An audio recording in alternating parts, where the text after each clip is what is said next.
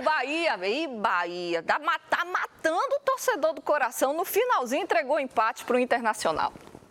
Jogando em casa com o apoio da torcida, o Bahia decepcionou. Diante de mais de 33 mil torcedores na Arena Fonte Nova, o time abriu o placar logo no início da partida. Aos 12 minutos, Cauli sofreu uma falta na lateral esquerda do Inter. O zagueiro David Duarte, estreando na Série A, cabeceou e abriu o placar para o esquadrão. 1-0 Bahia. Daí pra frente, a partida esfriou. Aos 36 minutos, Tassiano aproveitou um chute desviado e chegou a marcar para o tricolor, mas estava impedido. O Inter entrou em campo apagado e ganhou ritmo no final do primeiro tempo. O Colorado vem de 2 eliminações em menos de 2 semanas, na Copa do Brasil e na Sul-Americana. Já no Brasileirão, não vencia há 5 rodadas. Apesar da turbulência, o Inter melhorou no segundo tempo com as mudanças feitas no intervalo. O técnico Rogério Ceni também mexeu no time e promoveu a substituição mais esperada da noite. Aos 22 minutos, Lúcio entrou aplaudido no lugar de Everaldo. Apesar da empolgação com a estreia do reforço mais caro da história do futebol nordestino, o Esquadrão de Aço deixou escapar a vitória no final do segundo tempo. O goleiro Marcos Felipe deu rebote em uma finalização perigosa aos 43 minutos. E Borré aproveitou para empatar o placar. Com o empate, o tricolor segue na 7ª posição e completa 4 jogos sem vencer no Campeonato Brasileiro.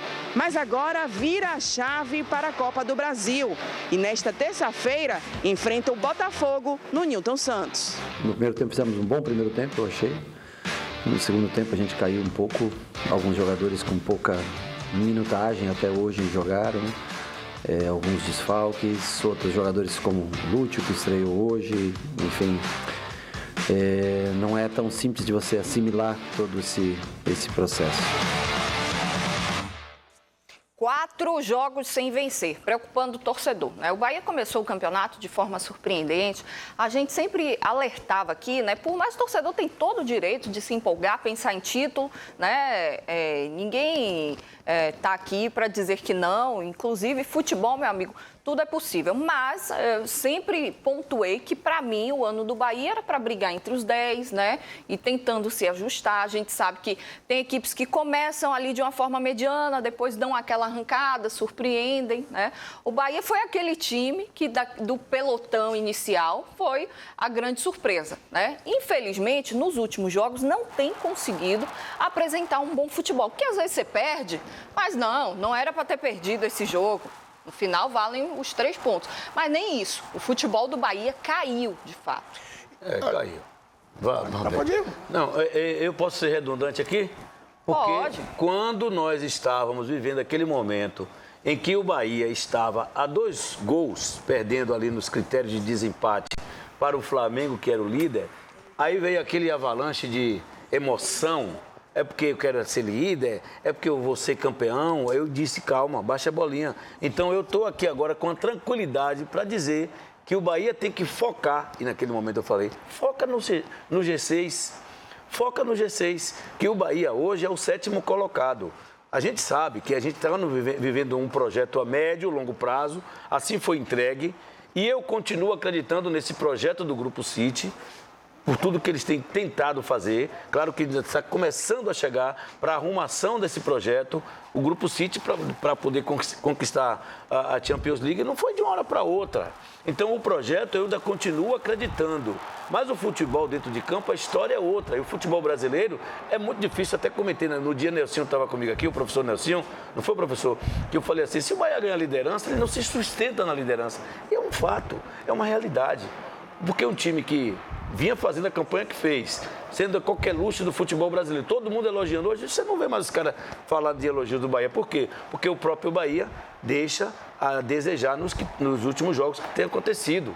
4 vezes 3, 12. Quantos pontos? 2. 2, fruto de um empate que Deus que liberou para ele. Disse, olha, vou deixar esse empate aqui contra a equipe do Goiás, porque todo mundo viu como foi. Ali era mais uma derrota que o Bahia iria... Atlético Goianiense. Atlético Goianiense, é esse mesmo que eu tô falando. Falou Goiás. Hein? Tu falou Goiás, macho. Atlético de Goiás, Não, rapaz. tu esqueceu o Atlético. Então vamos lá, Atlético de Goiás. Então, É isso aí, deu para entender. Pronto. É um empate que a gente viu como aconteceu, as duras penas. Ali, naquele momento, foi assim, ó, resiliência. Vamos ter isso aqui a partir de agora, porque o Rogério Ceni já sabe que ele precisa mudar algumas funções táticas dentro do jogo para o Bahia. O Bahia não pode ficar o tempo todo sendo fiel a esse projeto estabelecido pelo Grupo City. Essa posse de bola, tem que ter a posse da bola. Posse de bola não é só a posse de bola que vai ganhar o jogo, não. Posse de bola ajuda você a manter, mas você tem que ter automaticamente lá dentro de campo a execução. Aí eu digo que nesse momento que o Bahia está vivendo, eu vou colocar 50-50 no treinador, que não muda a variação tática, e vou colocar também nos atletas, porque dentro de campo, quem vai fazer a execução é o atleta que está lá para poder fazer a bola chegar no último terço, fazer o gol, fazer acontecer o resultado positivo. Então o momento que o Bahia está vivendo agora é fruto disso, é fruto de o Rogério estar muito fidelizado a esse projeto, que é até um futebol bacana, bonito, apresentável, mas a execução final não está sendo perfeita. E, por outro lado, o jogador que também não está executando tanto, dona Juliana Guimarães. Olha bem, o Bahia, o que se esperava do Bahia diante do que ele apresentou no Campeonato Baiano, na Copa do Nordeste, realmente não foi bem.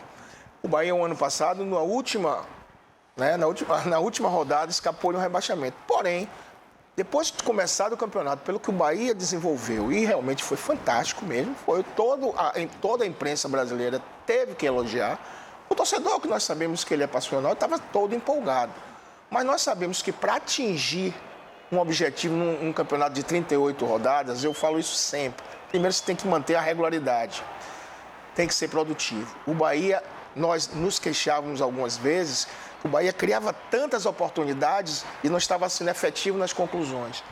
Fruto do toque de bola, de chegar a envolver o adversário. Mas muitas vezes também ele teve que mudar quando não estava dando certo, botando o Ademir, o Biel, o centroavante, mudando a característica. Ele agora teve algumas contusões e tudo mais. O que eu acho que ele está sendo teimoso, a forma de pensar, é de não variar. E nesse jogo, por exemplo, eu particularmente não entendi por que da manutenção do Cauli e tirar o Biel, que dentre os que estavam ali é que estava mais produzindo. Uma coisa fundamental, esse processo que o Bahia adotou de qualidade de toque de bola, o passe é fundamental. E agora o Bahia tem errado, mas errado muito, não é pouco não. Eu sempre gostei, não é à toa, do futebol do Cauli, pelo que ele desenvolveu. Mas ele está errando tudo, até o domínio de bola o Cauli não está acertando. E não é só ele, toda a equipe. O primeiro tempo o Bahia teve mais posse de bola, mas veja quais as condições que criadas efetivas no gol. Praticamente nenhuma. Tem um lance aí, né, que o pessoal tá pegando no pé do Marcos Felipe. Queria chamar para mostrar para vocês. O Rogério Ceni até saiu em defesa. Aliás, vamos ver primeiro o lance? Olha aí, né? É a rebatida, né?